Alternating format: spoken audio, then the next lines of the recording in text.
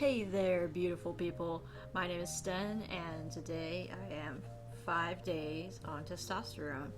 I realized in the last video I never actually said, hello Skittles. I never actually told you guys my dosage or anything like that, so I figured maybe I should talk about that. Basically, my dosage right now is 0.25 milligrams per or something like that. So I'm doing 0.25 in the syringy thing, and I'm doing that once a week right now, and then my next appointment with my doctor is in January. So up until then, I'll be doing those weekly injections of 0.25 milliliters. As far as any changes, there hasn't been a whole lot. Right now there's been some downstairs growth, and I've also noticed that my voice, I don't think my voice has actually gotten lower, but I feel like whereas before I had to make a conscious effort to go lower, now it's just kind of naturally going towards a lower vocal range. So maybe that's a thing. I'm not sure. And it might just be my imagination and me just like staring at myself in the mirror every day, because I do that. But I almost feel like I've got a bit of a happy trail developing. You'll see pictures and stuff eventually about that one day. But anyway, so that's the thing. And also, as far as costs for testosterone for me, it got like $30 off for my insurance, which meant that I spent about $90 if you include the needles. The needles were like $11. So I suppose I spent like $70 or $80 on testosterone, which is not that bad, because what I got were these little vials that the pharmacy swears are single-use vials. The nurse was like, no, they're not single-use vials because they contain 1 milliliter in them, and you take 0.25. And so basically, each vial is going to last me a whole month. And I got 4 of those vials, which means I have a 4-month supply with my needles. That's $90 for 4 months. Not bad at all. Okay, so update on my top surgery situation. Today I visited Dr. Stanwix of Richmond, Virginia. He is a different plastic surgeon than the one I met on Monday, which was Dr. Zinzer. Dr. Stanwix does not charge for a consultation fee, so straight up, that's the first awesome thing about him. I met with him, and there was no drawing on me like with Dr. Zinzer. There was some discussion about, what I had already looked into as far as costs and as far as what other doctors I'd seen and what I actually knew. He wanted to make sure that I was educated about the decision I was making before he even got into telling me anything about the procedure itself. So that was awesome. And then I brought up that I have Behçet's disease, which is an autoimmune disease, and it's kind of rare. Hello Skittles. See you later. Behçet's disease is becoming one of those things that more and more people are realizing they have it, and I think it's a case of there's a lot of people who are misdiagnosed or just don't know that they have it. But either way, the biggest thing that impressed me about him was he has heard of it before. He has heard of Behçet's disease. You have no idea. I actually carry around these little cards with information on them to give to doctors, because it is so hard to find doctors that actually know anything about Behçet's disease. So that was impressive. However, because of that, he was real honest with me. I wanted to see if I could get periareal or, around the nipple as opposed to going underneath. And he was straight up saying there's a huge risk, because part of Behçet's is there's vasculitis, and that means that there's a possibility I could lose my nipple, and that would not be cool, losing my nipple. So he recommended double incision. So he showed me some pictures. He didn't have as many as he normally would, because he said that there was an iPad issue, basically.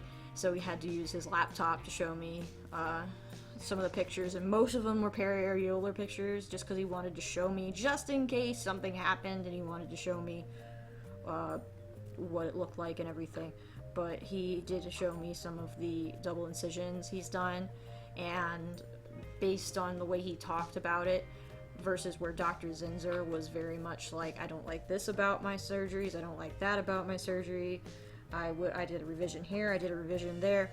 In this case, Dr. Stanwix was like, I do revisions in my office, I very rarely ever have to do anything in a surgical suite.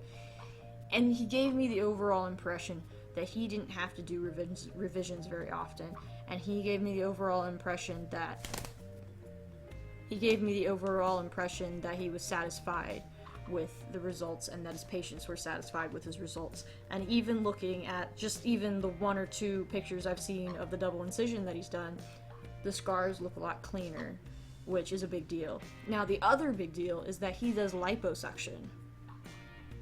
Not a lot of doctors also do liposuction on top of the top surgery, or at least they don't even mention it. Dr. Zinzer did not even mention it. I imagine that I've heard that Dr. Garamoni does some liposuction, but he's in Florida, so that's a problem for me. And now, on to the costs. Basically, he said that I would get an email and then a call later from the person who does all of his cost stuff. And so when I got my call, I was quoted at about $7,200, which that includes anesthesia and the actual surgical fees. That includes visits for a year, and like he said, the revisions are free. Basically, it included everything. So that being said, that's a lot cheaper still for top surgery than it could be in other places. And also, Dr. Stanwix's practice does participate in the 12-month no interest financing for care credit. I think that this is the doctor I'm going to be going with. I feel that way because I just felt more confident with him. I felt like there was a lot less unsureness and the cleaner looking scars and the pictures and everything. And I'm willing to pay a little more in order to have a better result, and I appreciated that he was honest with me about my options. So that's probably why I might end up going with him. Now, here's the next part. Today I got my STP in the mail. If you don't know what an STP is, it's a stand to pee device. In this case, mine is an STPP, which is a stand to pee packer, which can also be used for pleasure, so it'd be like an STPPP, I think. Either way, I don't intend to use it for pleasure, but basically my STP, I got the Peecock, the newest variant of the Peecock, and if you don't like what penises look like or anything like that, you're about to see that, so you might want to turn away or just not watch the video anymore, because the rest of this video is going to be all about my fake penis that I used to pee standing up. So anyway, this is the bag it came in. Can you see that? Hang on.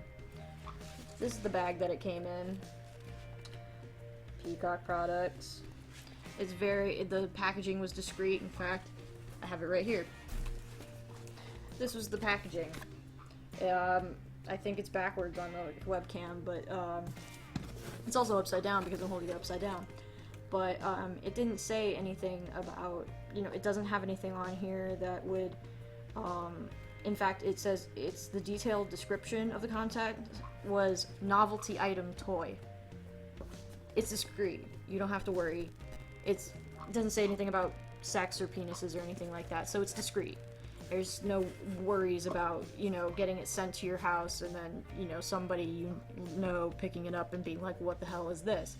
And then even then, you have it in this nifty little bag here. Hi!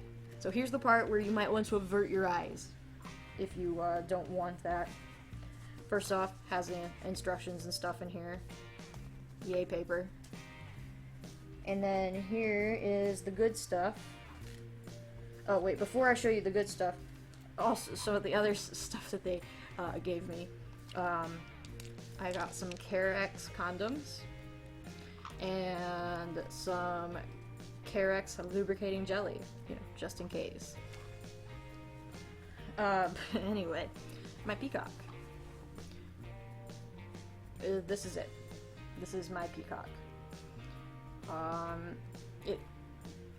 I understand that this pinkness is gonna go away, because every time I wash it, it's gonna be a little bit more faded, which that's not a problem for me. It might be a problem for some other people.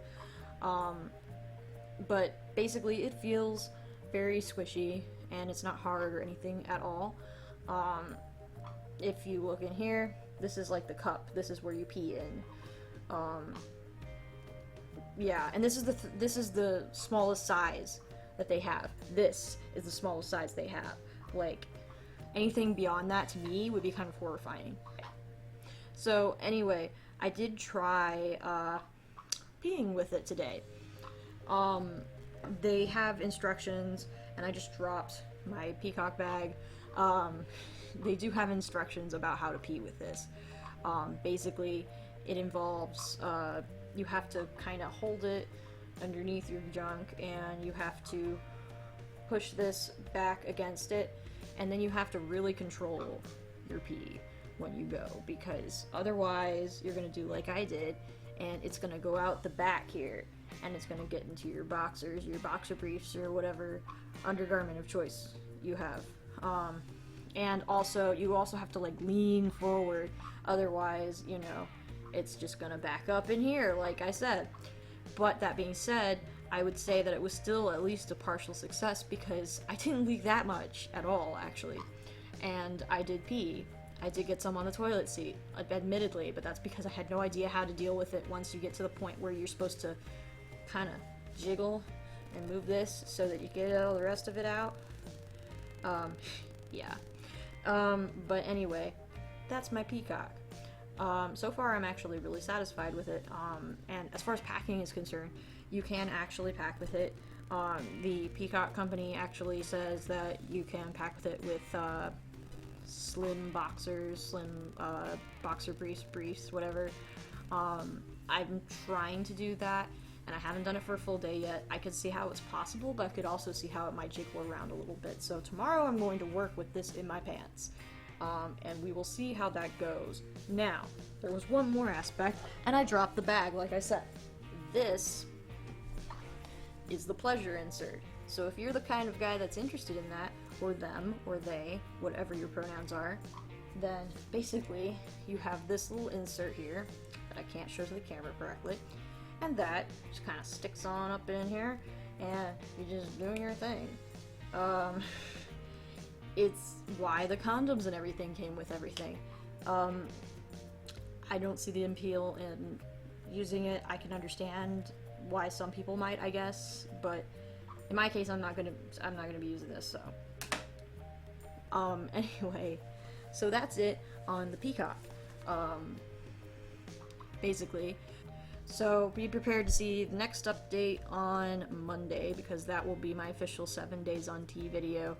And it will also be there will be more of an update as far as actual T effects versus STPs and top surgery stuff. So there's that. Oh yeah, I shaved today. I'm gonna say goodbye to all you beautiful people, and see you next time.